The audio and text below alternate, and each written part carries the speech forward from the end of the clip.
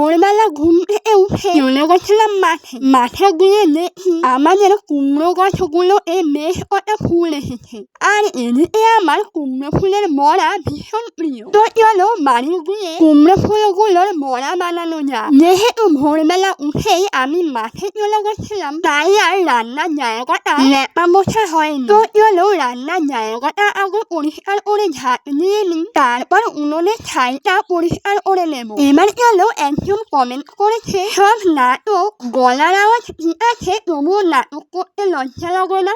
আমার আরেকজন তো কমেন্ট করেছে, সে নাকি আমাকে খুব ভালো করে চেনে, আমার গলা নাকি ভালো, আমি নাকি এআই দিয়ে ভয়েস বানাই। তো দেখুন, আমরা গ্রামে সাধারণ জীবনযাপন কাটাই, আর আমি আমার গ্রাম্য পরিবেশ, গ্রামের বাড়ির কাজ বাজ, রান্না বান্নার ভিডিও এইসবই শেয়ার করি। সেখানে দাঁড়িয়ে এই ভালো ভালো কন্টেন্ট ভিডিওতে শুধুমাত্র আমার কথার জন্য আমাকে অনেক গালাগালি শুনতে হয়। কেন বলুন তো? আমি কি কোনো নোংরা ভিডিও বানাই? কারো শারীরিক সমস্যা নিয়ে মানুষ যে এত খারাপ মন্তব্য করতে পারে, এই ভিডিও জগতে না আসলে আমি জানতেই পারতাম না। যাই হোক, আমি কুমড়ো ফুলের বড়াটা বানানোর জন্য চাল ভিজিয়ে রেখেছিলাম। সেই ভেজানো চালটাই শিলনোড়াতে বেটে নিয়েছি। তারপরে পরিমাণ মতো লবণ, হলুদ, কালো জিরে এবং লঙ্কা দিয়ে ভালো করে ব্যাটারটা করে নিয়েছিলাম।